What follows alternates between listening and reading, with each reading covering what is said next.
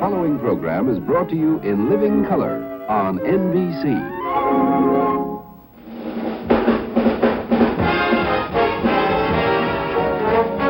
Wednesday from New York, The Tonight Show, starring Johnny Carson.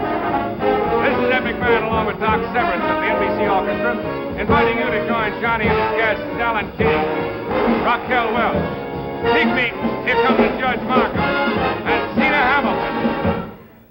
Good evening. John will be here in just 60 seconds. Talk about how to get people to join a carpool. Well, here's a cool idea from Thermo King, the auto air conditioning people. These are the people who ride to work with me on these very hot and uncomfortable days.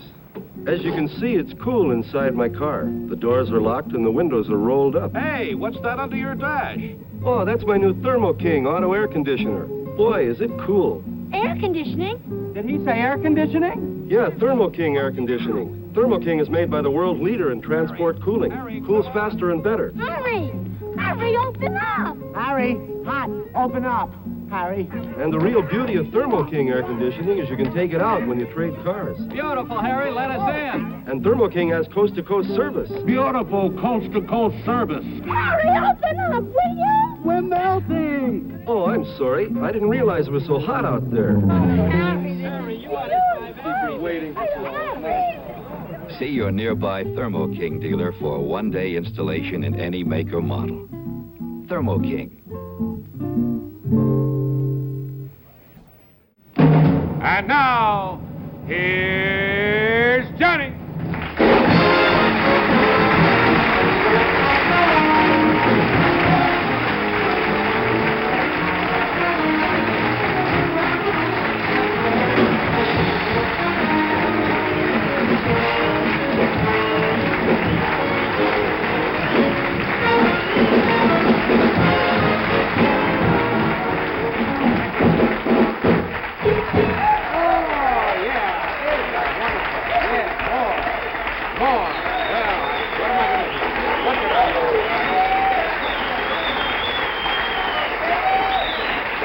Okay. That's enough of the entertainment. On with the commercials. That's the monologue. Do me a favor, will you? Really, just do what I ask. Just reach under your seats, all of you, with your fingers. Kind of wiggle your fingers and go. Just under the seat. Come on, go ahead. Underneath the seat. I'll tell you why I asked you to do that. Ever since the science program, it didn't seem to work anyway. Remember the science program they had last week? Well, they've been missing a razor-tongued iguana. Ever since, and the little devil's probably starving to death by now, and I thought maybe you might... Nobody got him, huh? Ooh, look at that tie. Ooh! Have you worn that one before? No, I just got this one. Who sold you that? Well, Some this is gypsy part in of an empty store? Raquel Welch's old bikini here. Raquel Welch's old bikini? The bottom half. Top half you could make a suit out of. Anyway.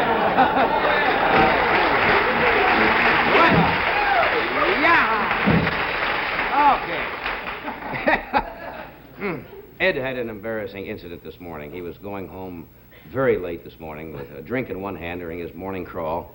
And some little old lady walked by and says, "Oh, look how the poor thing is favoring his right paw. They ought to put him to sleep." Remember that? Just like this. Hey, you're good tonight.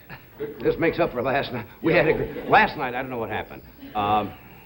You know, the audience was, golly, they acted as if I had bad breath. Did you notice that? I tell you, laughs last night, I got laughs like Madeline Murray would got at the Ecumenical Council meeting. They're back. Made me a little uneasy last night when I looked out at my staff and they were handing out canisters of mace to the audience. You know what mace is? It's to control riot crowds, crowd riots. Don't know what it is, huh? Did you read in the paper today? Guess who retired from show business? Monty Rock III. What? Monty Rock is retired from third. The wild singer, you know, he used to come out with the beads and everything. And you know why he retired? He said Tiny Tim has He says they has stolen his act. He says they look so similar that Monty went back to hairdressing. Isn't that ridiculous because of similar appearance? I mean, do I get nasty about Paul Newman? No, didn't he retire? Yes. Where is Monty hairdressing now? East side. What? Over on the east side. What is that? What does that mean? Just over there, you know. Come to your house. At Tiny Tim's house. At Tiny Tim. Become Tiny Tim's hair. Hey, do you know who's on our show tomorrow night? Ed Sullivan. Yeah. He's going to be here tomorrow. One of his rare appearances on another network. It's his 20th anniversary in show business. Ed's quite an interesting guy. We're going to talk about. Have you seen the new book about Ed? Of all the things he's done the past 20 years on his show, the silly introductions. We're going to talk about him tomorrow. He is famous for two things, I think: his speech and his face. Wouldn't you say that would be about it? No, his manner on stage and his speech. And we also have Raquel Welch, who is with us tonight, who is famous for Okay, let's forget that and go right ahead. Hey, New York is starved for entertainment, you know it? Everything is closed in New York. How long's the strike going to last? Anybody know? Doesn't look good. You had tickets tonight to a Broadway show? Yeah. The strike is still on. I understand it's going to go on for many years. Years? What? That's what David Merrick said. It may last 5 years, according to David Merrick. People are starved. I saw 15,000 B'nai B'rith members going to a testimonial for Nasser tonight. Anything, just to see something. PS 75 in the Bronx is doing their version of Hair tonight. It's called Peach Fuzz. It's a small group. One of our I probably shouldn't tell this. One of our secretaries, you know who it is. I wouldn't mention her name in our office, had a very unusual experience today. Luckily, it turned out all right. She was accosted by a man on 8th Avenue, and she had to go down to the police station to identify him. And have you ever been to a police station where they have the lineup? And these 7 fellas came out, and a girl on our staff wasn't sure. She couldn't identify, the man that had approached her. So she said, could the fellow on the end fondle me? Because she couldn't tell.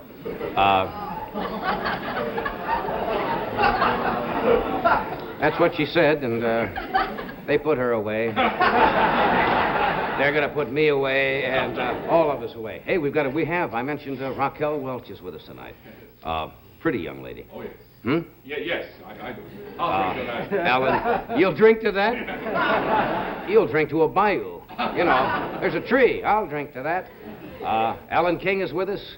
Here Come the Judge is with us tonight. Pigmeat Markham, the guy who originated that whole phrase back in, I think, 30 or 31. Is going to do some sketches.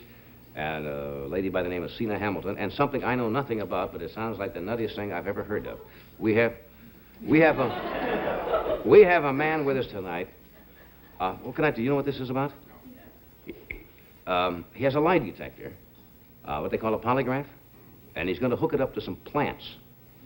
This man has found that plants. Lie? What? Plants lie? We don't know. This is what I say. They get some kind of reaction when things happen around them, and they react. Does that sound weird? Yeah. Something to do with ESP or something like that. He'll be with us. I don't know anything about it, but it ought to be unusual. He'll be here. Do you have a commercial? No, sir. I don't know what we're going to do then if we don't have it. Oh, we'll continue with that. The man with his plan will be here in just a moment.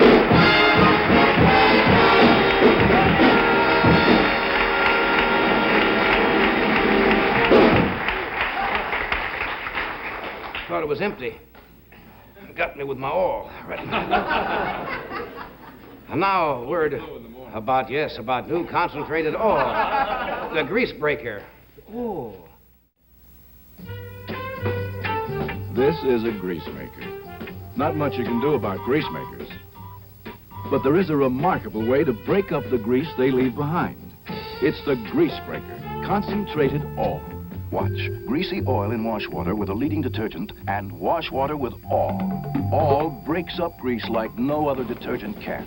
There'll always be grease makers. That's why you need the grease breaker, concentrated oil.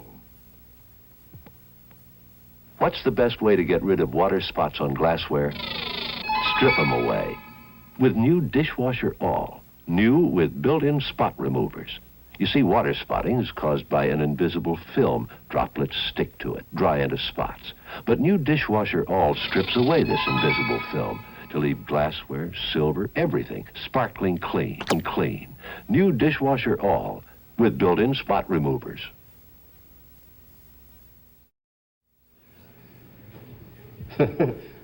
We'll come to this in just a moment because we'll be there in a second.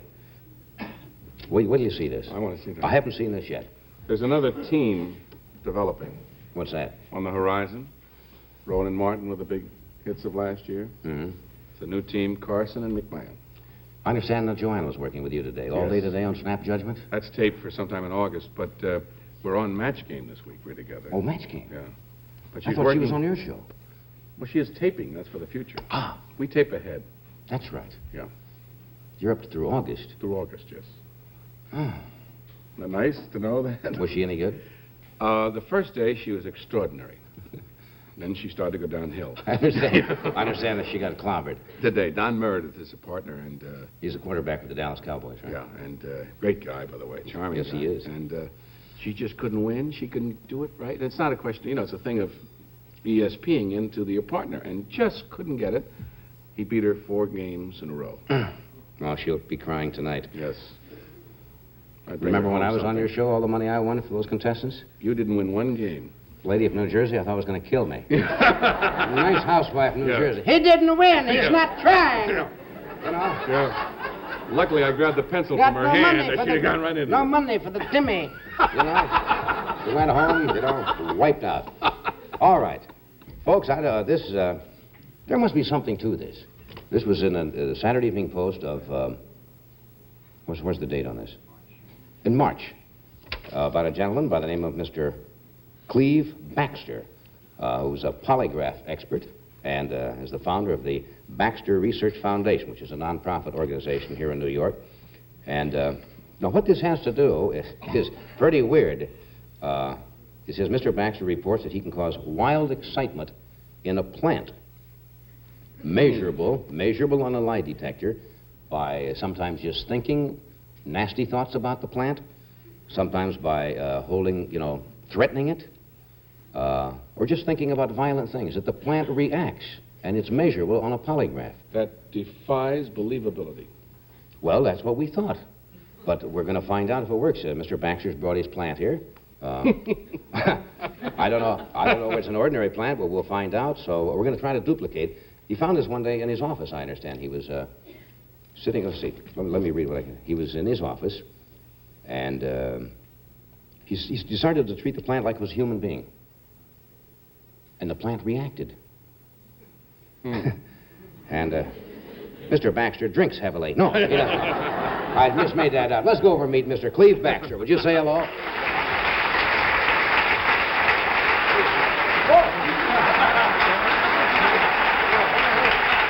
Who's this over here? This is my right hand man, Robert Hinton. I'm standing here, and I see this man standing. I thought this was Mr. Baxter. This is the plant. You're Mr. Baxter. I know, this is the plant. That's your plant, by the way.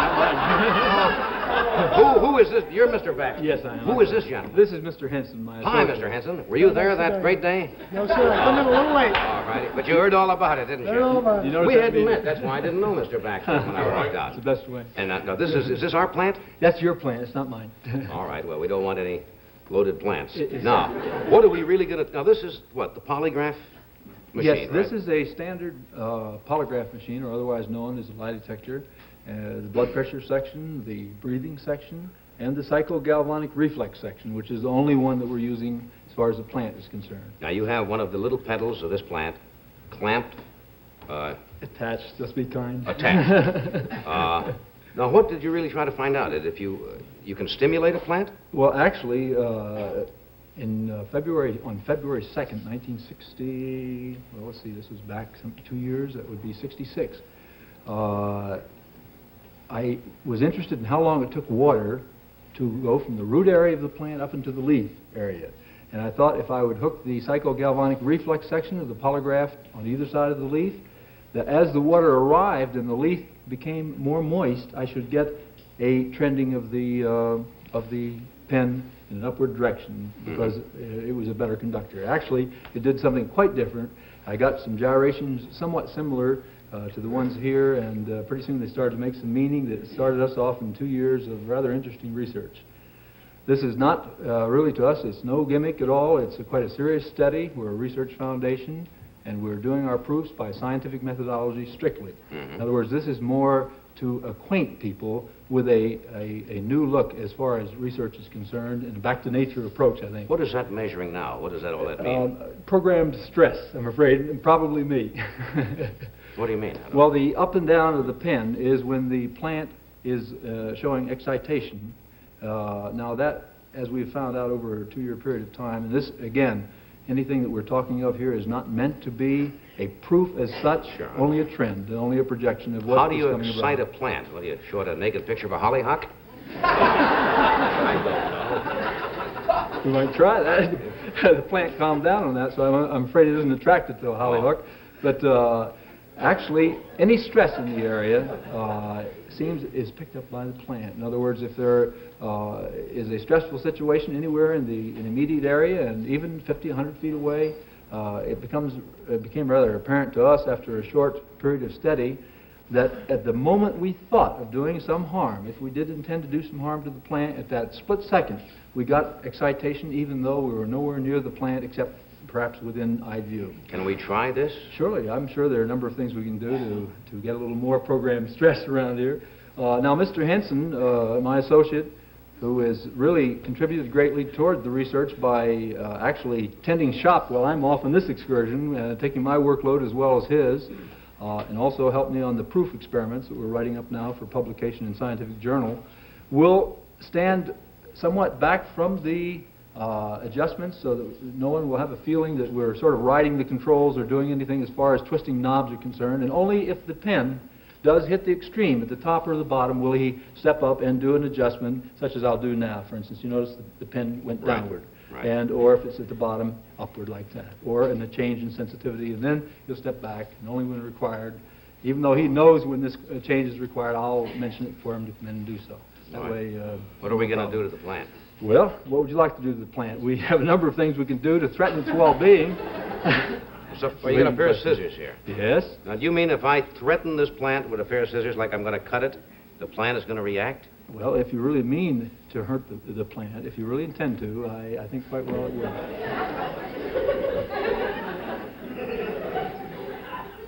The tracing shows me you're acting. What? There is not mass excitation here. Oh. Wait a minute, listen. You want to get Raquel Welch out of here? And the plant goes, yeah. I have something here, perhaps, that would create a little mass excitation. This is one of these protection devices. You may hear buzzing. It has somewhere between 2,000 and 3,000 volts in it, generated from 3 batteries. And by going through the audience for volunteers, or every other one if there's no volunteers, and just touching you with this, will the sparks fly, the pen will go right up off the chart. As long as you're not afraid of electricity. What do you say I'll try it. Oh, you want to try it? What does that do? It gives you a shock about 2,000 volts. This is a cattle probe. Well, I don't want to do that. You don't think I'll do it either. The plant's not going to do it. Now, why is that moving up and down now? Because you don't quite know what I'm going to do. I just will get a feeling, but I'm not hooked up to that. You don't have to be. Now, this is the point.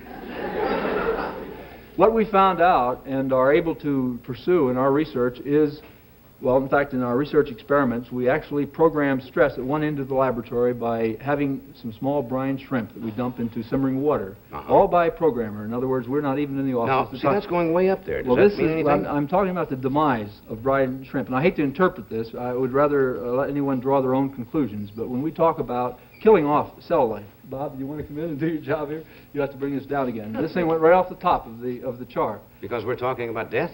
Death of cell life as such, yes. Yes, this is a subject. You mean if you would kill something near this plant, the plant would react? Very much so. Who would you like to... I mean, what would you like to kill? Suppose, now you got a cigarette lighter here. Yes. Suppose if you touch the plant with this, does the plant respond? Well, now there you'll be physically touching the plant, so it would be a little hard to tell whether it was you're touching the plant or what it was. But let me just mention a point or two, Johnny, that it may be amazing to some people. Want me to do this first, and then we'll come back and we'll tease the plant some more. This doesn't seem right, does it? Seems defenseless. We'd like to, you have philodendron in Germany? We'd like to welcome the Rexall Drug Company back to the Tonight Show. And here is Louis Knight to tell you all about the 2 for the Money sale at Rexall. Freeze, value lovers. Heard about the Rexall 2 for the Money sale? 2 quality products for 1 low price, and it's going on right now. You know, you can get 2 cans of Bright Set hairspray for just 98 cents. Oh, nice. It's enough to make you lose your head. Or, wow. Or how about Minuteman chewable vitamins for children and adults? 2 bottles for just $2.99. Oh, yeah. Build a strong America. Forget it. Or paper tablets. Paper tablets and envelopes. 2 for only 65 cents. Write a letter to a friend. Write a letter to your old sergeant and say, hi there. So come on down and save. When you see the values during Rexall's 2 for the Money sale, I'm going to tell you, you're going to do a double take.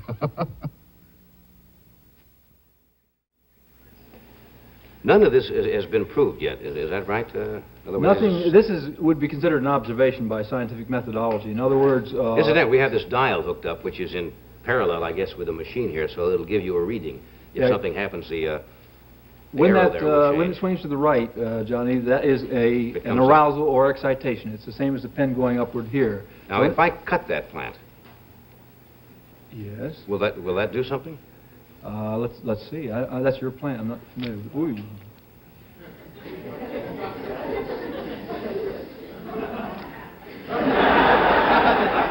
Now, if you think of cutting, doesn't bother my plant at all. If you think of cutting the very leaf that's being tested, just think of it a little bit and really intend it.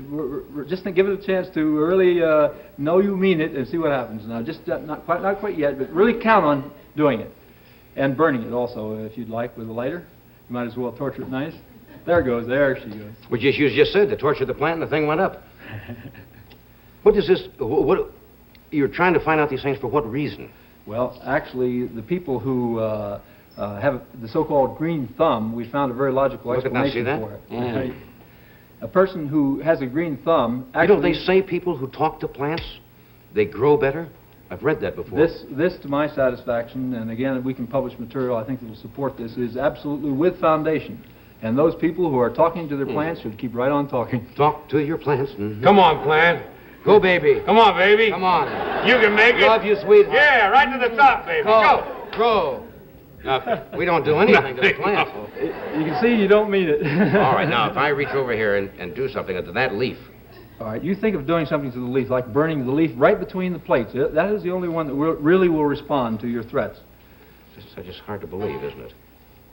It took us 2 years and 4 months to really believe it as we do now. Now you're actually, you'll see some wild things happening here pretty soon. Now notice the meter going to the right and left, jumping around as we're having this crematorium revved up.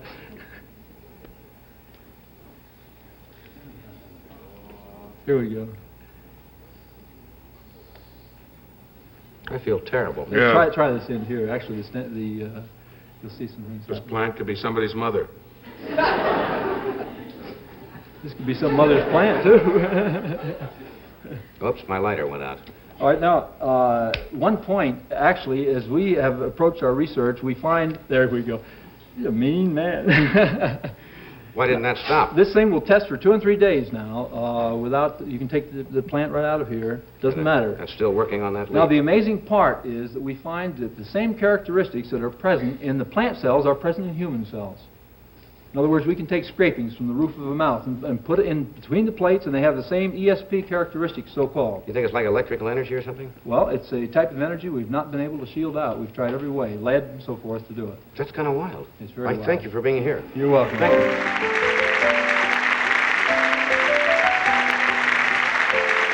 We'll be right back with another plant.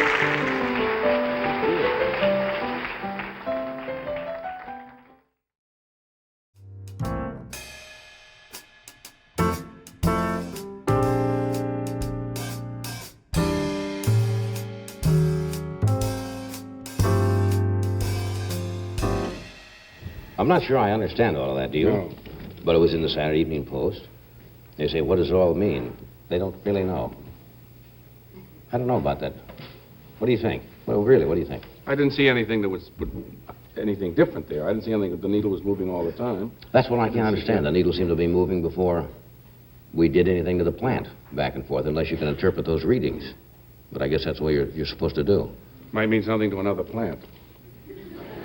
They think it has to, well, there's electrical energy, you know, between people all the time. That's what they say, and they don't understand it. That there are electrical charges in the air, and they pass back and forth, I guess, between all objects. All objects attract each other, you know. Really.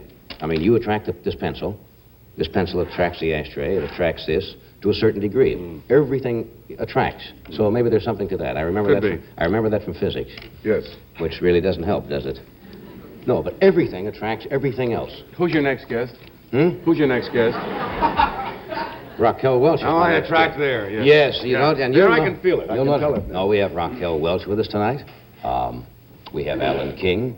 We have Big Meat Markham with us, and he's going to do some of the old burlesque sketches. And Zena Hamilton, who runs a kind of a Gulliver's Travel bureau, I guess, for children. What are your kids doing this summer? Well, we go down, you know, you'll start again. You might as well start right now to Avalon. We're going down Sunday night. You're going down to wonderful Avalon? Yes, sir. Oh, absolutely. Boy, that's wild. You ever been in Avalon on a Saturday night? Yeah. Look, Harvey, sand.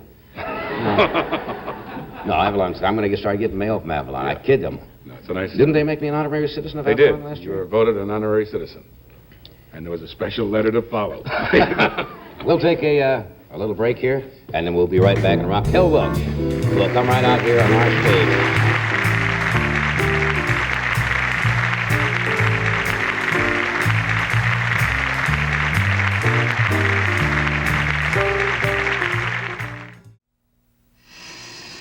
Same story every summer. I'm under the sun for hours. Getting a tan? No, sir. Getting a sunburn. You don't know sunburn's happening until later when... Oh, that burn starts burning. This year I'm using unguentine aerosol because it has benzocaine, the fast-working painkiller. Benzocaine for fast, temporary pain relief. Unguentine brings soothing relief more ways for burns and first aid.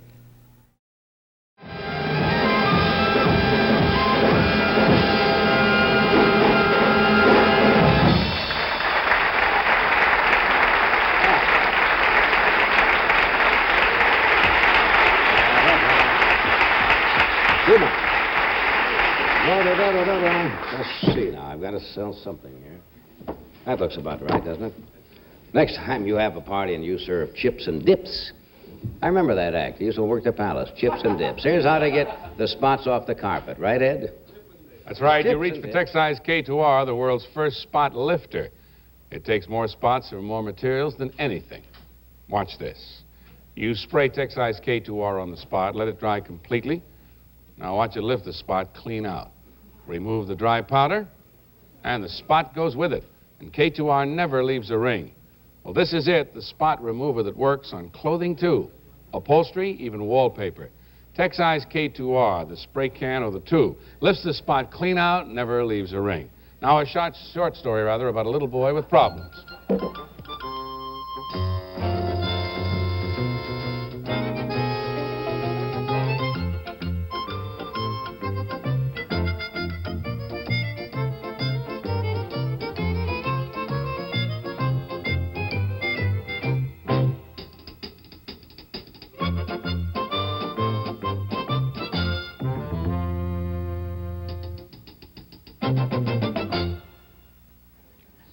What happened back there? What was I everybody just got laughing? kind of confused. I said, now a short story. It's a short story. A short story. Yes. You're thinking of after the show already, aren't you? I've had the masters try to shake me up back there. Buddy Hackett, Alan King, all the big ones. And you've John fallen Jimenez. apart every time. No. I think I can say that I've remained unshaken, but it's not easy to do a commercial and look out at Raquel Welch. That would tend to do it. Attractive lady. She probably is the biggest, she probably doesn't like this word, sex symbol in motion pictures today. She doesn't like it. I understand she doesn't like that. Oh. Well, I mean, that's what you would normally say, wouldn't you? I mean, she's gorgeous, but she's done motion pictures where her, you know what I'm trying to say is... Yeah, I know what you're trying to say. It is not. I just soon you wouldn't say it. No, it's not necessary to be unclothed. No. To be an actress and to be acceptable. Right. She's wearing plenty of clothing tonight, and she still looks awful good to me. Easy, Tiger. She on her way to London. Uh-oh, here she comes. No. She's just come back from Dallas, where her most recent film, Bandolero opened. No, that plant did me in. That crazy man with his plant. I don't know. I just shouldn't say that the man is crazy. Unusual. The plant is shaky. The plant is a little weird. Here she is. Raquel Welch.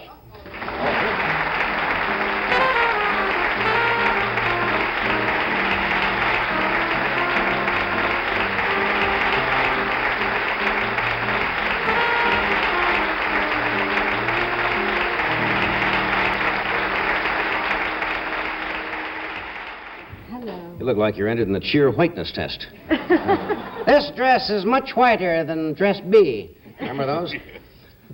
What? Last time you came here, you had a miniskirt. Yeah. I remember that was the end to all miniskirts, and tonight almost a complete turnabout. Yes, that's not significant in any way. It isn't at no. all? That's very pretty. No, I just came from Dallas, and this was the dress I had with me for the premiere, and I really didn't know I was kind of going to do your show because I didn't know if I'd have time before I fled off to London. But I wouldn't leave the country again without saying goodbye to you. I know you wouldn't. Every time she leaves the country, she comes back goodbye here. to you. Says goodbye to me. Lots of girls have left the country after saying goodbye to me. And when I come back in, don't I always stop by and say hello and tell you what's going on? I like dresses like that. I really do. I do, too. I think... My husband likes it. Does he? Yes. He picked it out, actually. Well, you know what it was? When I went into the store, I bought it in Jackson, in California, and it was a blouse. And I said, oh, it's such a beautiful blouse. It's too bad it's not a dress. And then I thought, well, I'm going to do this kind of a rally coming up.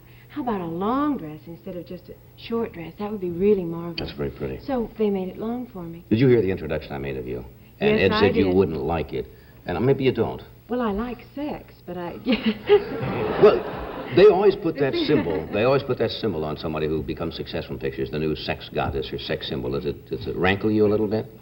Not anymore. In the beginning, I used to get a little bit perturbed because it seemed to, I don't know, there seemed to be a stereotyped idea of what a sex symbol was, sort of vapid and not too bright and not with much ability or... Doesn't hold true, really. Well, I don't know if it does or not, but it's kind of, it makes you feel that you're limited in some way, and so you kind of fight against it, but I don't think that you can really fight against an image. It's something that you can't control, don't you think? I've tried to control mine, you know.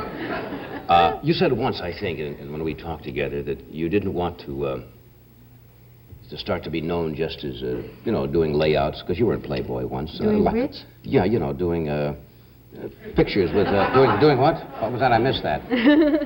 I'm not thinking well tonight. Do you know what I'm getting at? That Yes, you didn't want to be yes. just known for removing your, divesting yourself of your garments. Well, actually, I never have done That's a very nude, nice. and I sort of have made a statement, I guess in the beginning of my career, that I wasn't particularly interested in doing Playboy. I think they have enough candidates to fill the book each month, and I don't see why I have to join the ranks. I don't think that it's sort of a necessary thing. No. And I mean, if I'm already sort of accepted as a glamorous type or a sex symbol, or that is the image that's grown around me, it seems like almost gilding the lily, isn't it? Yeah, you don't need it anyway. Hey, this latest picture, Bandolero, isn't it? Jimmy Stewart's in this, isn't he? Oh, yes, yes. And Dean Martin, and George Kennedy, and Andy McLaglen directed it. And, you know, he was on the show that he said to say hello to Andy you. McLaglen was the director who directed our fight scene. We did a fight scene on the coast last time we were in California with Doug McClure, Jim Drury, and a couple of stuntmen, and I think McLaglen did that. Yes. He said to say hello, and he was sorry about the cuts and bruises. I didn't get him. The stuntman got one that night during that fight. Well, he's so used to working with John Wayne, I think he forgets, you know, the indestructible, that he thinks the real wall goes down when you go bam. How are you when you go out with crowds? Do they bother you? Well, a little bit. Are you a loner, or do you like to get out and meet the people, or what? Well, I'm a bit intimidated by large crowds of people who seem to be sort of closing in around, but you're paranoid at a certain point in your career when it seems to be coming to a very high pitch. And then you sort of balance off and you accept it. I know when we were doing Bandolero down in Texas, we had about 1,500 people on the set every day. And I got very sort of removed, and I'd stay in my trailer. And then one day Jimmy Stewart came by, and he's such a gracious man, and he was always so wonderful, and so was Dean. And he said, you know, well, Raquel, dear, those people out there, they think we're magic, and You're really not must go out going and to see sing him, along, yes. He's a great And guy. he was so wonderful, and I said, well, you're right. I have to go out because they've all come a long way. They came from all over Texas just to say hello and maybe have an autograph signed. And he said, you really ought to be flattered by this, and I am now. Yeah, you ought to be. Somebody says you're headed for London. Are you going right into another picture already? Yes, I'm going to do a film called 100 Rifles in Spain with Jim Brown, and I'm looking forward to working with him. Yeah. He's quite a fantastic man. Yes, he is. Let me do this Say first. This about that. Yeah, you get no argument from me on that. What do I have to hold up a shoe? Get your shoe. Oh, when you were last in the ring. Well, they made this out of lead. All right. If you one of these days, right in the middle of the show, I'm going to just go wiggle when I'm holding up something like this. Great. Want to be a champ? Like The Rock? Watch that footwork, because while you're picking up the crown, you might pick up athlete's foot. Use MP27 aerosol. Dries as a powder. KOs fungus to help clear up athlete's foot. Use it every day. What a comeback. These are happy feet. MP27 has other contenders. Liquid, powder, cream. Get MP27. Is that Jimmy? Uh-huh. His stomach's probably upset by all that stuff you fed him at the game. Soothe his upset stomach with Pepto-Bismol. Pepto-Bismol has coatability for soft, smooth coating action that spreads like a creamy blanket of relief over his irritated stomach. And his lower tract, too. Put coatability between him and stomach distress with soothing pink Pepto-Bismol. It is time once again, ladies and gentlemen, for another presentation of little-known happenings. This time it's answers to famous quotes. We're all familiar with history's famous quotations. What history does not record is the answers to those famous quotes. So as a public service, the mighty Carson art players will now do that. The first one. Michelangelo finished his monumental work of art by saying, 3 years of work. I have finished painting the Sistine Chapel ceiling. A worker at the chapel replied, Big deal. I could have done it in 20 minutes with a roller.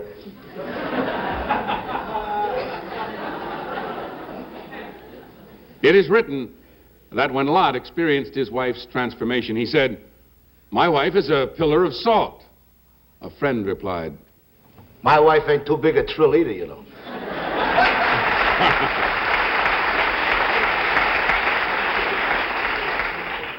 It was in a court of France that a general rushed up to Josephine with the news, Napoleon has just lost a battle to Lord Wellington.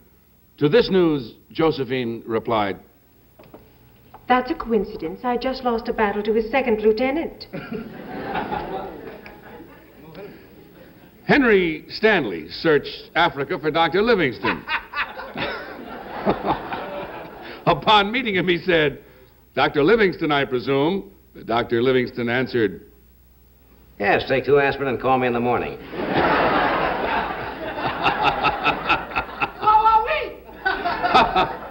It was the French and Indian War that General Horace Livesey secured his fort for the night, then turned to an aide and said, Secure, Indians never attack at night. To this, his aide replied, I don't think the Indians read your memo, sir. It was the 18th of April in 1775 that silversmith Paul Revere rode out with a warning. He stopped at a farmhouse and shouted, The British are coming, the British are coming. The woman inside shouted back, Oh, that's a break. I thought it was my husband coming back from Philadelphia. Jonah returned from his adventure and said to his wife, "I've just spent 3 days and 3 nights in the belly of a whale." To which his wife replied,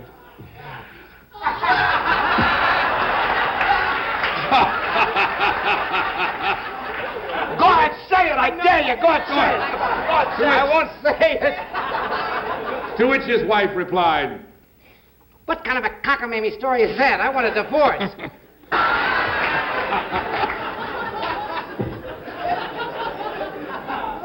Lewis Carroll, author of Alice Through the Looking Glass, once turned to his wife and said, "'Twas Brilly in the Sylvie Tove, did Gyrie in the Gimble in the Wave."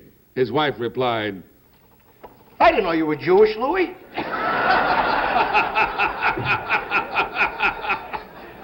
Henry VIII was notorious for eliminating wives. Once he turned to the executioner and pointed to his wife and said, "Chop off her head and bring it to me."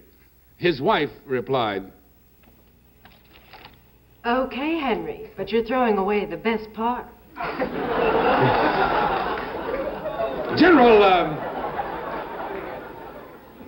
General George Washington stood with his troops during the Revolutionary War and said, "We must have food or we can't go on." His troops, seeing Martha Washington bringing large boxes of candy, said, Here comes the fudge. Here comes the fudge. Here comes the fudge.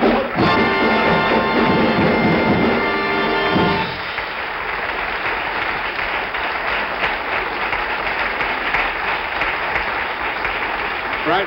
Oh, all right. Oh, yes. Ah. By your leave, sir. Yes. Come on, sit down. Come on, Raquel. So, don't put on. That's your first experience with the Carson Mighty Art? That's it. Oh. Next time you plan, we have some time, because you didn't get into Yes, it I just know. about a I half was hour very- before the I show. was very- Sometime we want to do a whole dramatic sketch. With a big setup and everything. Big set. With those, we really are in trouble. Now, here's Jack Haskell.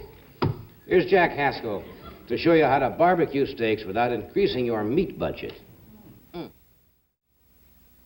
These are the status steaks. Porterhouse, T-bone. The ones people rave about and pay a lot of money for. And here are steaks that are a little more humble. Top round and bottom round. Now, they may be humble, but did you know that these inexpensive cuts have a hearty beef flavor? And pound for pound, they also have more protein, less fat, and therefore fewer calories. All they lack is natural tenderness. Well, all you need to make these cuts taste like the status steaks is a little Adolph's Instant Meat Tenderizer. You just moisten, sprinkle, and pierce on both sides. And these inexpensive steaks come out tender enough to barbecue. So get yourself a bottle of Adolph's, seasoned or unseasoned, and save money on the best tasting barbecue steaks all summer long. It takes a lot of time and ingredients to marinate meat, unless you use Adolph's Instant Meat Marinade. Works in 15 minutes. Of course, our third member of the Carson Mighty Art Players was our good friend, Mr. Alan King.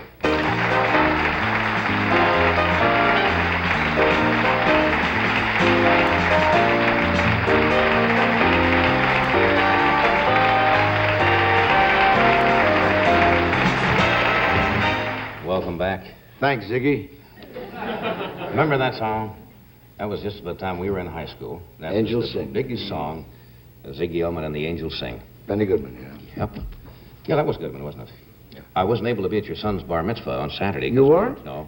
You wouldn't remember. I understand that was quite a do. Oh, you yeah. wouldn't have known if I was there anyway. Oh, I want to tell you something that after I said the prayer over the bread, I don't remember a thing. It was great. It was just great, and Ed didn't show up either, but he had, Ed, you had your son's graduation. Yeah. I know, and I do appreciate the thoughts, and Ed was taping till very late that night. He told me tonight, he said, my wife didn't want to show up. It was so late. It was about 12 o'clock. My party ended at 10 minutes to 7. That's right. With Jilly, from Jilly's. Oh, yes. 10 to 7, he says, where are we going now? 10 to 7. 10 to 7 in the morning. It started what time? It started at 9 o'clock the following morning.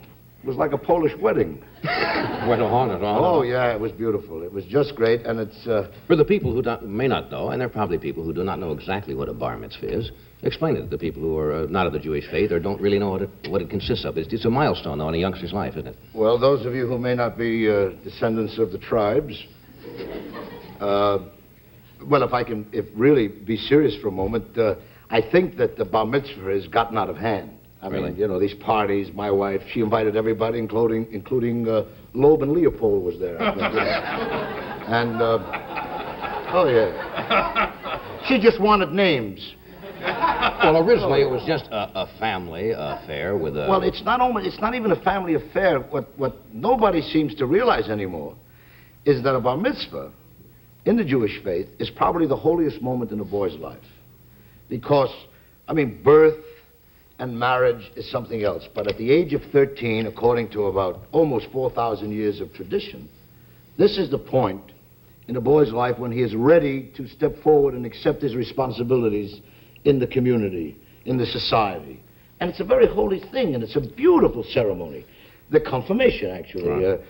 I think if my education serves me, Abraham, at the age of 13, refused to bow down to his father's idols. And that's how it's supposed to have started, you see. And the words itself, bar means son, and mitzvah means command or commandment. It's a son of the commandments of the Lord. You see, this is a very holy thing. And of course, what's happened in our jaded society is that it's a reason for an orgy, you know. You know, everybody carrying on with rock and roll bands. But the ceremony actually takes place in the morning. Yeah. You see, in the synagogue, temple, and it's a beautiful thing. My older boy, they have to, I may be accused of being sacrilegious, but I have been accused of many other things.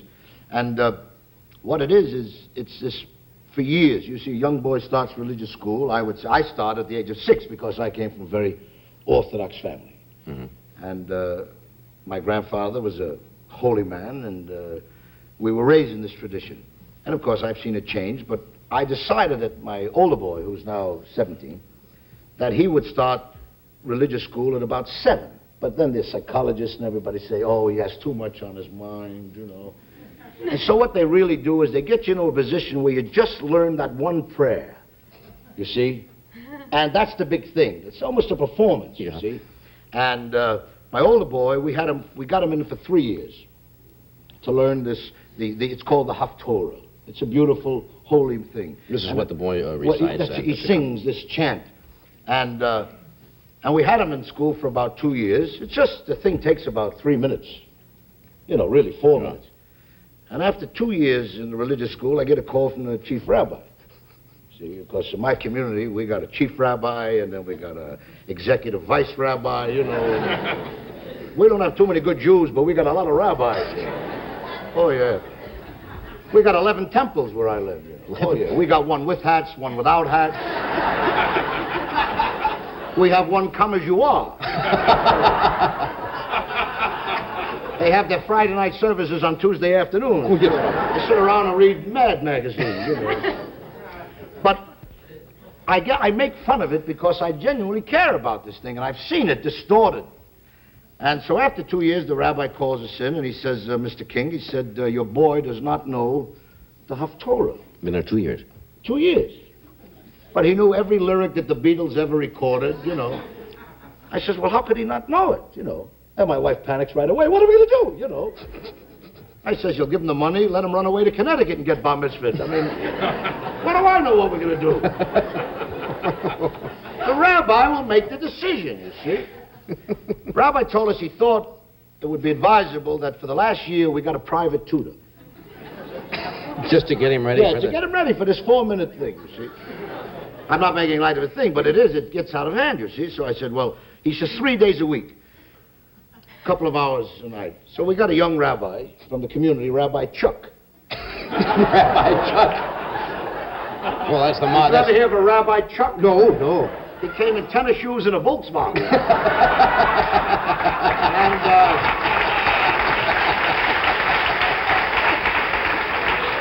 And that's what we heard for 1 year. Now, I knew it.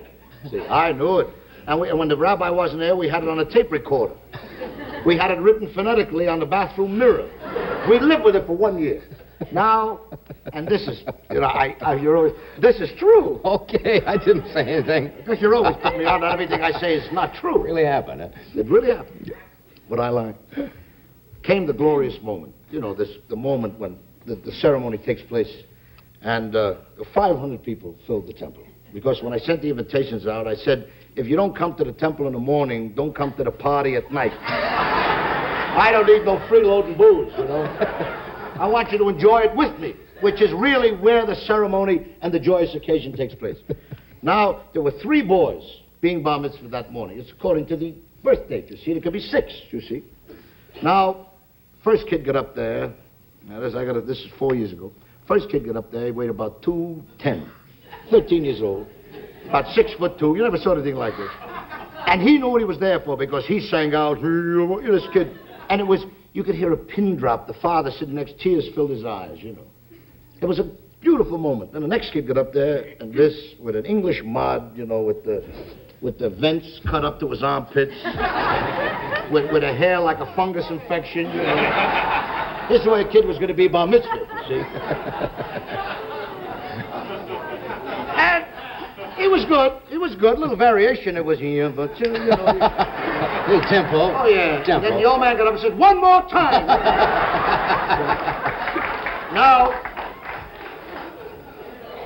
Now came the moment, when my Fink walked up there. My wife was so nervous. She started pulling at me, She says, what if he don't know it? I says, how could he not know it?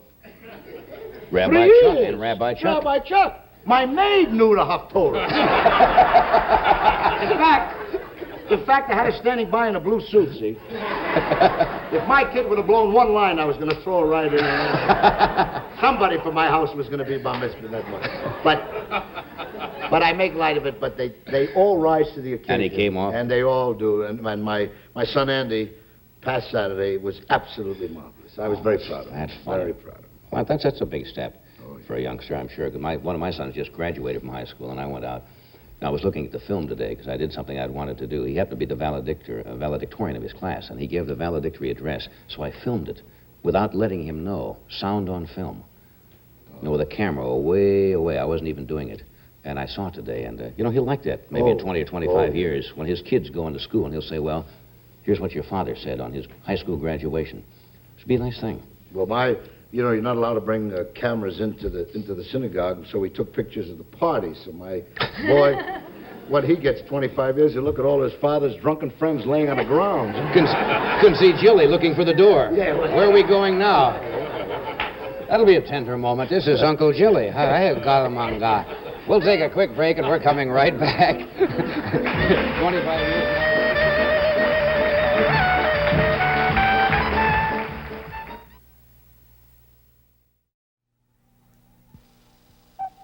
It's almost unbelievable the amount of food that can fit into one small boy in one short day. Mom, I got a stomachache. I knew it. Here's Pepto-Bismol. Tastes good? Uh-huh. The wonderful coating action of Pepto-Bismol liquid. It soothes nausea, relieves deep down distress. When a day like this ends with a stomachache, remember soothing Pepto-Bismol liquid.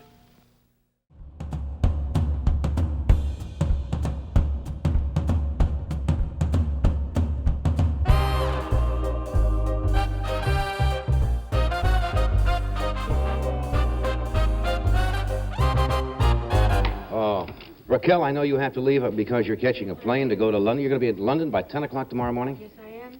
And then I'm going on from there to Spain. I'm going to start in all over again. It's really lunacy to run about like this. Get my hat and go with you. Thanks for dropping by. We'll see you when you get back.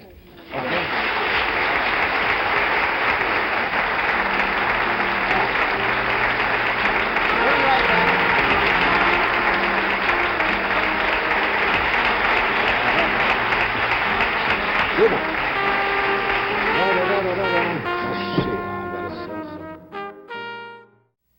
Say, Dean Martin presents The Gold Diggers, Thursday at 10, 9 Central Time.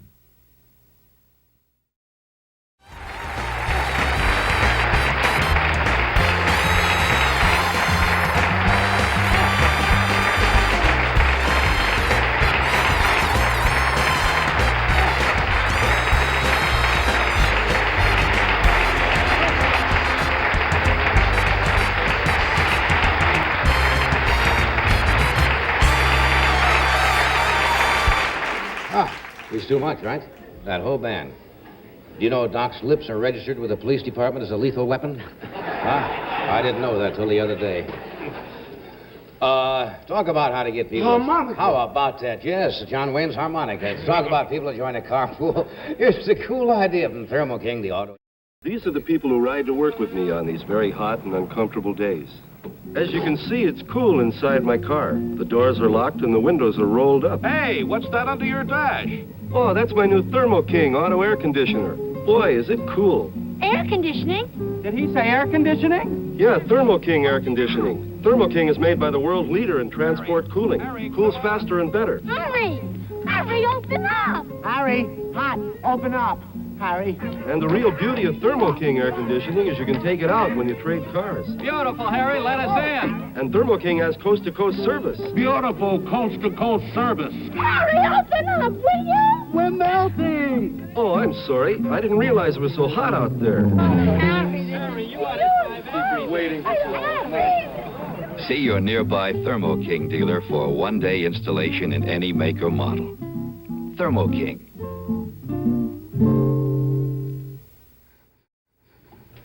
I mentioned the monologue tonight, Al. I've got Ed Sullivan tomorrow. It's his 20th anniversary in the television business, which, when he started, nobody would have given Ed Sullivan probably 2 weeks. True? No, that's true. And I'm not saying that disrespectfully. That happened. I think Ed would agree wholeheartedly. The things that were written about him, the critics that said, you know... Some of the most vicious and cruel reviews that were ever penned where I think were penned about Ed when he first started. And he's a very sensitive man. And a nice man. Yes, he is. And, you know, Fred Allen had the great line. He said, Ed's a pointer. You know, if you rub meat on an actor, you can get a beagle to do the same thing. The things that they said about him. He was a greeter at Forest Lawn, you know. There were thousands of things said about him, you know. And he's still on. And, you know, I think I've been with Ed now many, many years. I understand you were on his show 58 times. Yeah, I guess it's the record. And I have one room in my house named, I have 3 rooms in the house, John. This is actually a fact. One room I call the Ed Sullivan room because Ed paid for it. All the show? Sure. And one room is called the Gary Moore Show because Gary paid for it. And I have a linen closet named after you.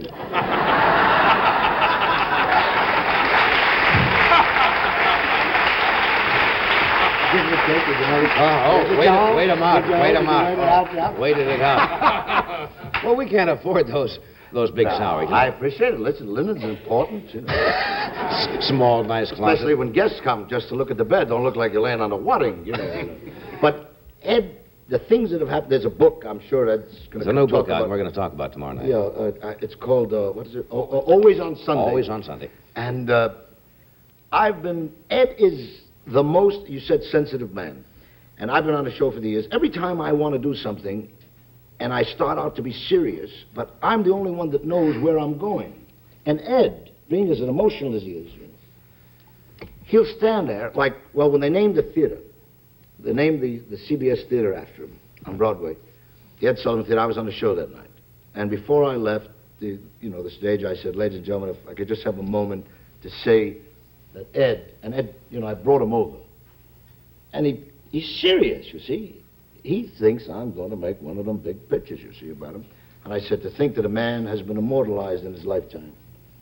I said, a theater has been named after you, Ed. I says, now, along with the greats, the Barrymores, Helen Hayes, Mr. Brooks Atkinson, and I saw tears start to form in his eyes. And I knew I was in trouble because I was going somewhere, you know. And I said Helen Hayes and John Barrymore and Lois Delancey and RKO 86th Street. You know. To get him out of it. Yeah, and he looked at me, you know. Ed is probably one of the best. People say that Ed never laughs.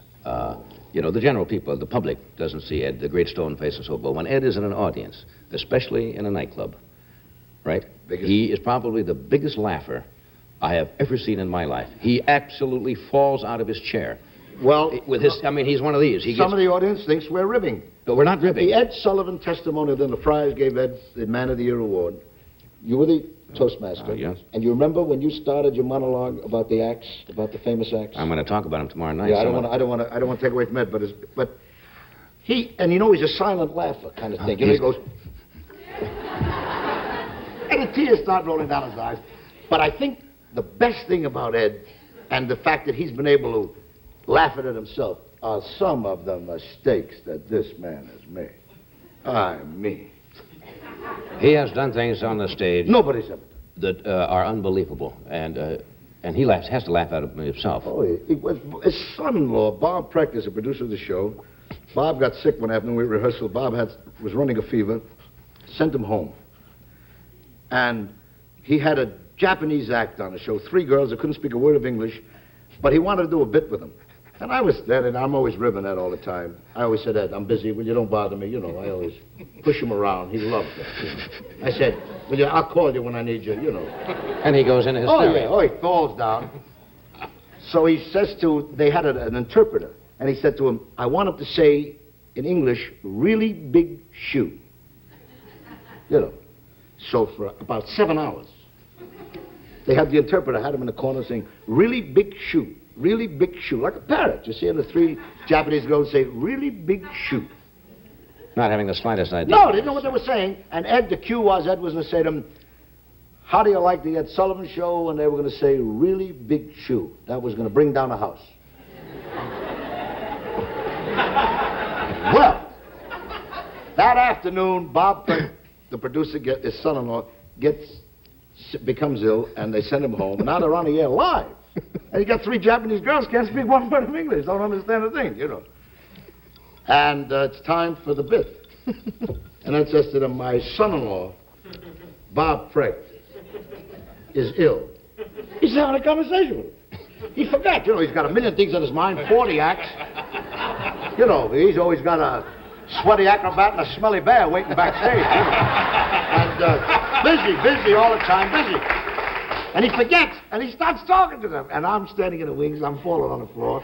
And he says, will you do me a favor? Will you say on the camera to Bob Precht to get well? And the 3 Japanese, it took about 40 minutes. They looked at each other, and they finally went like this. Really big Hey, what do they know? What do they know? He's something else. There's another one in the book. We're not telling all of them because tomorrow there are a raft of them. You could do 20 minutes on things that Ed has done. The one in there, he had Jack Jones. As you know, they do a rehearsal in the afternoon. They have a studio audience come in. They rehearse the show, and then Ed makes the changes, and they cut and they trim, and the show goes on at night. So he had young Jack Jones, and whose father, of course, is Alan Jones. And during rehearsal, Ed said to Jack Jones on the stage, he says, didn't Alan Jones used to be your father? And Jack said, he still is, which got a big laugh from the studio audience. So Ed says, leave it in. Ed says, leave it in, I'll ask you that on the show tonight, and then you tell me he still is, right? You know what's coming? So they go out that night, and Jack Jones finishes his number, and Ed comes up and says, is your dad still alive?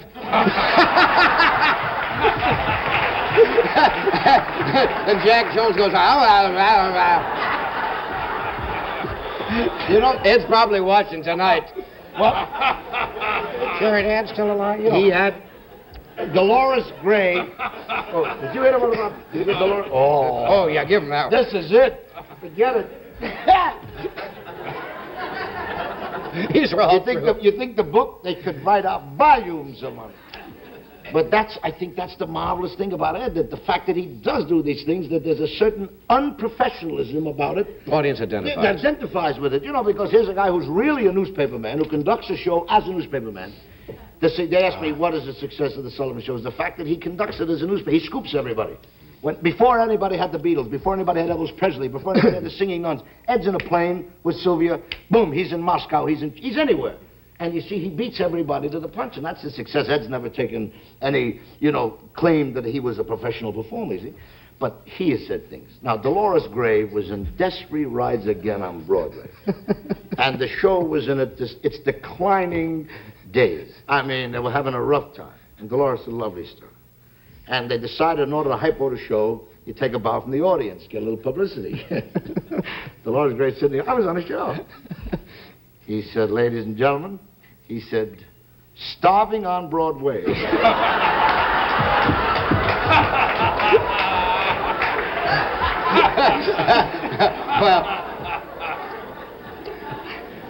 Ed, of course, does his own show, and he's an intuitive showman. Oh, that's the big thing. He's an intuitive showman, and there's one in the book, and maybe we shouldn't tell them all because Ed will be here tomorrow, but our audience changes over anyway. The one I loved, as you know, Ed has a penchant for trimming acts. I mean, he runs his own show. If he thinks an act is 2 minutes too long, he cuts it. And usually some comedian comes in with 8 minutes, you know. Says, do 4? You know, and the guy goes, you know, he does 4. So one night they're And you know, 90% of the time, Ed's right. Yes, that's true. So one night they're doing the thing, and he has a guy with a lion on. Remember that story? He's got an animal act. Of course he's got an animal act. This guy, and he's going over, he's telling this lion trainer, great lengths. He says why he has to cut 3 minutes. The guy doesn't want to. Ed says, you see, we're long and so forth. Kate Smith can't sing. He says, you cut the lion 3 minutes. You understand? And the guy says, I understand. He says, but how do I explain it to the lion? The lion went on. Let me do this. Big Meat Markham will be out in just a moment. Yeah. Now, here's a word about new concentrated oil, the grease breaker.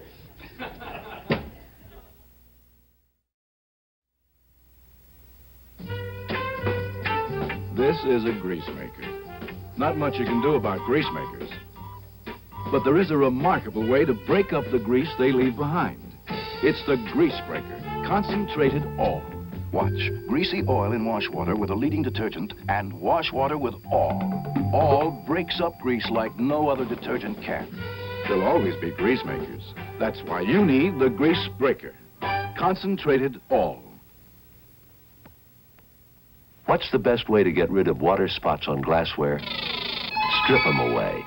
With new dishwasher oil. New with built-in spot removers. You see, water spotting is caused by an invisible film. Droplets stick to it, dry into spots. But new dishwasher oil strips away this invisible film to leave glassware, silver, everything sparkling clean. New dishwasher oil with built-in spot removers. Big Meat Markham is one of the busiest comedians around today, which is unusual considering the fact he's been in the business for some 50 years. As a matter of fact, a revival of the thing he started many, many years ago, before any of us were in the business, is Here Comes the Judge. And it's in demand all over the country. Would you welcome Big Meat Markham? Yeah. Here comes the judge. Thank you.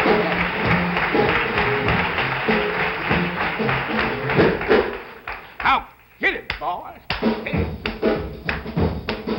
Yeah, he's a total swing. Just about ready to do that thing. I don't want no tears, I don't want no lies.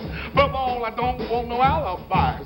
This judge is hip, and that ain't all. He'll give you time if you're big or small. Fall in line, or this coat is neat. Peace, brother. Here comes the judge. Here comes the judge. Everyone knows that he is the judge. Oh.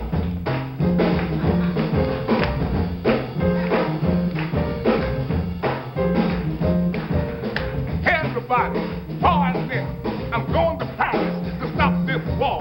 All those cats got this to me because I am the judge and you can plainly see. Lay down the law. They better not budge for I'll bust some heads because I am the judge. Here comes the judge. Here comes the judge. Everybody knows he is the judge. Had a chat with Ho Chi Minh. Sip rice wine and chase with gin. I may be wrong, lest I miss my guess. I'll have us all out this doggone mess.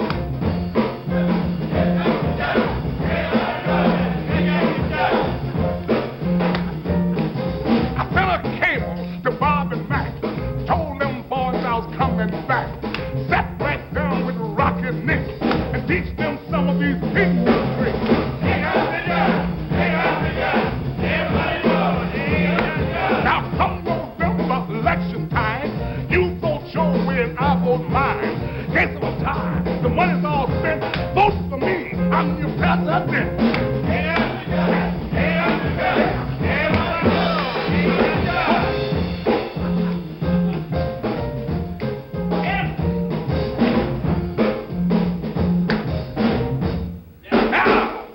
Now you know I am the judge.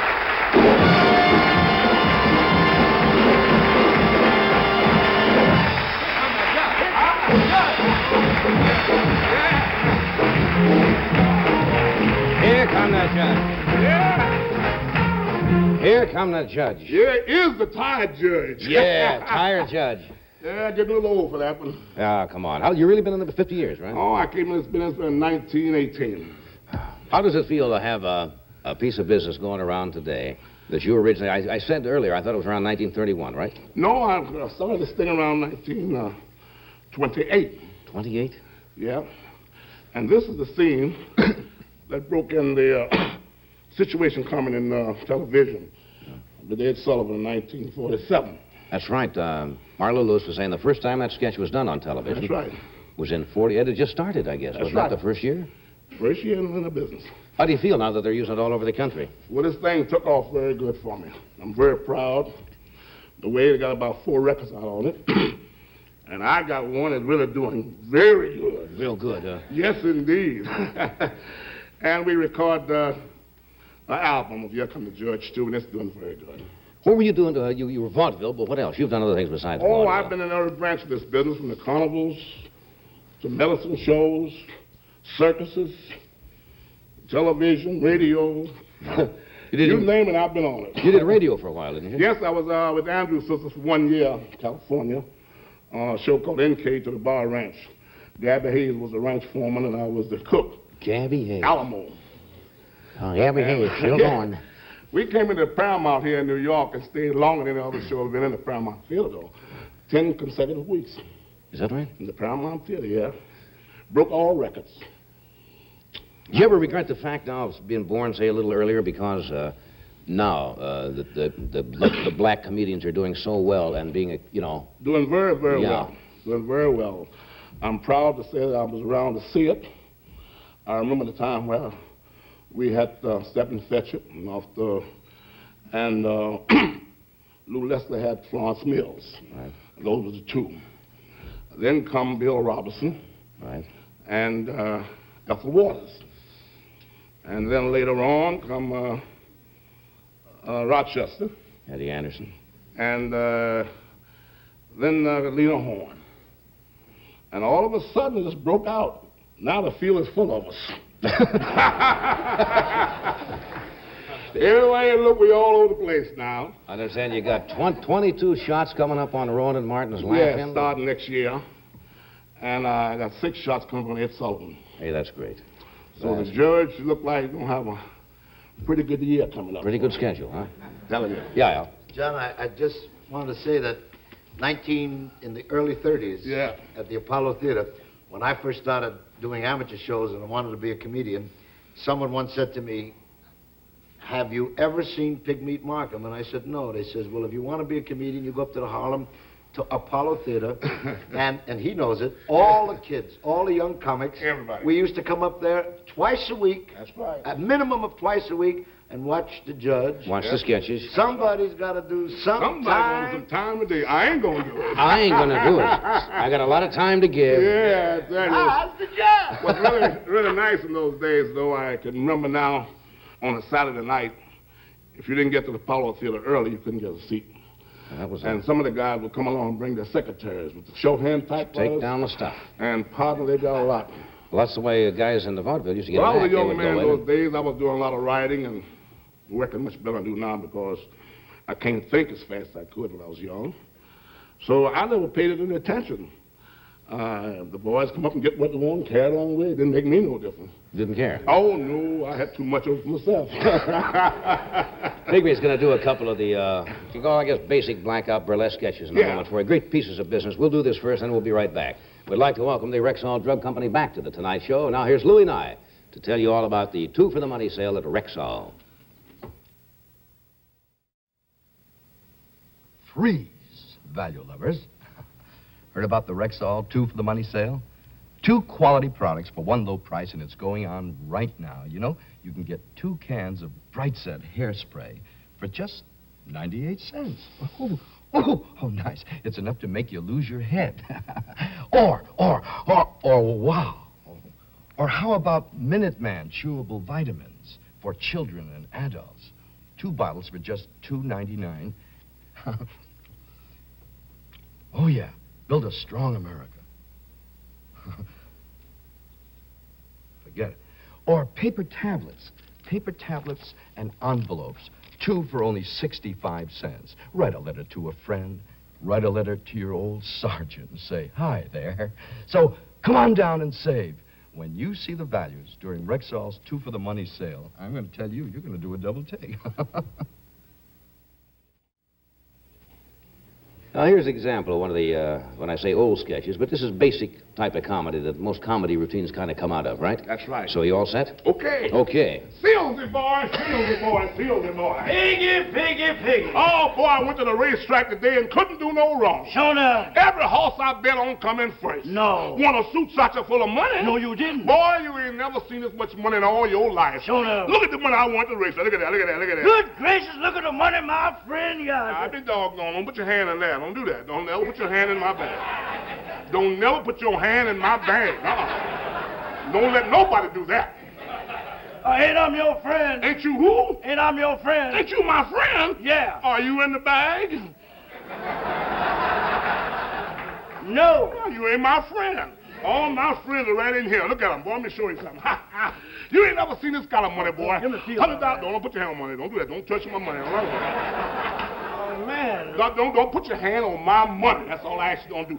Look at it. That's all. Don't put your hand on it. Well, let me have some. That's a $100 bill, a $50 bill, another $50 bill. That's a $20 bill. I don't want all that. Oh, don't Man, you say just you give me want some to money, that's all. Anytime a man get this kind of money, what's called spending money, these $100 bills and $50 bills, you can't get this kind of money, boy, like you mess around. You know that? Anytime. Oh, where are you going?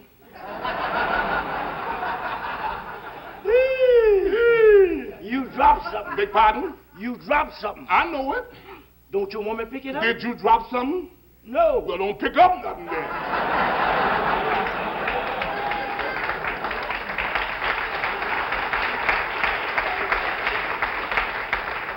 Man, broke as I miss, I'm gonna get this bill. Now reach down and go ahead, get it. Get it. Reach down and get it. Go ahead. Well, I'll get it, you know. Don't reach down no more. Do like that there. That's all. Do like that there.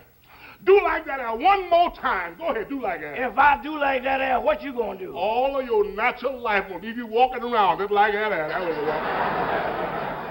I didn't do that with my money, did You ain't never had no money. What do you mean you had some I money? didn't have no money. You ain't never Out had at the racetrack. You thought you had some money one time and got all bigoted. What do you mean bigoted? You did. I come to your house one morning at 7 o'clock. That's right. Knocked on your door. Yeah. I said, Seals, I'm hungry, didn't I? Yeah. I said, Seals, I am hungry. Right. And you were so hungry you couldn't answer me.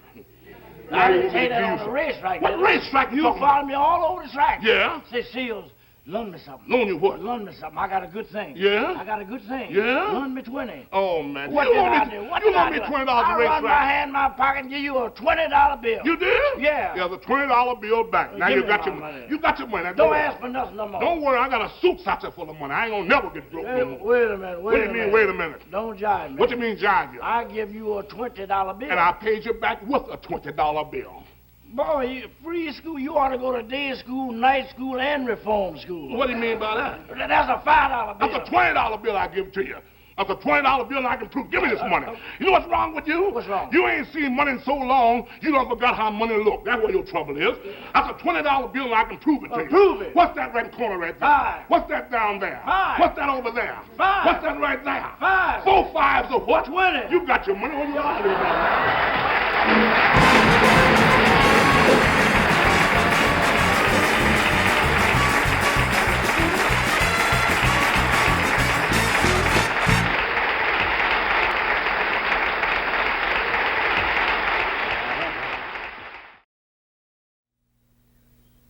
Yes, sir.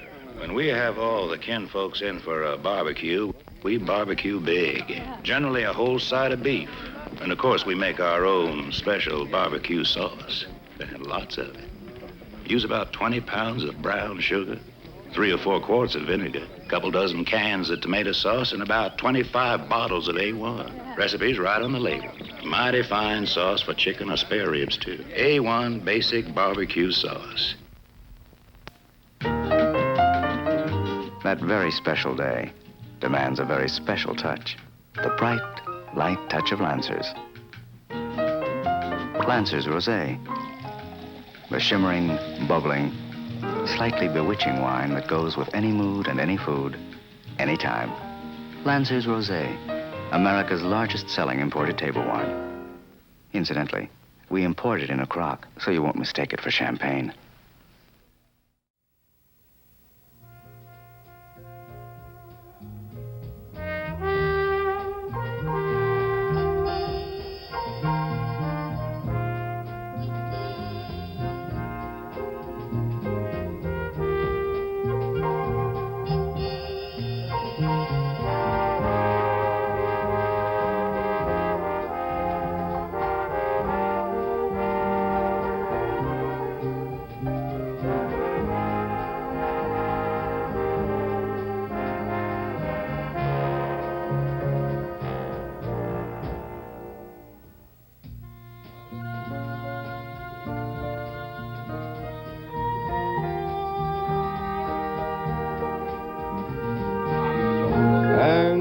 fine. It's a pretty song. The band's going to do it for us on our way out tonight.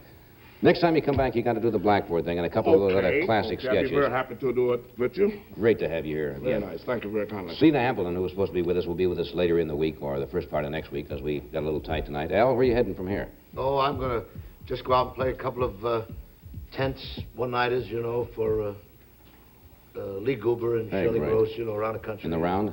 In around Maryland and Washington. And... Hey, great. Tomorrow night we have, we mentioned Ed Sullivan will be right here on our shoe, along with Nancy Wilson and James Brown.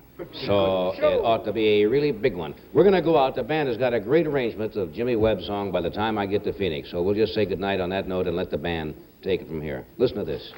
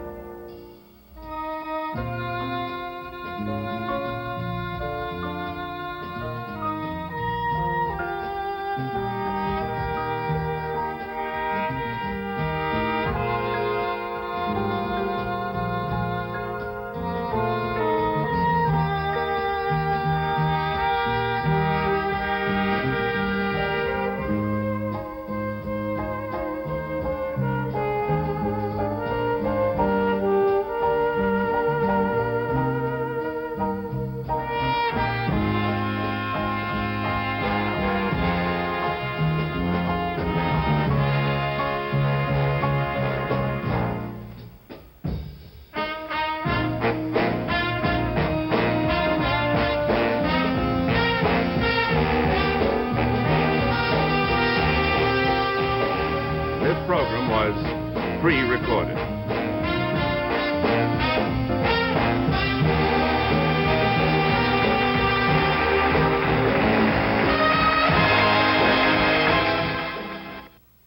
See Rodgers and Hammerstein's Flower Drum Song Saturday night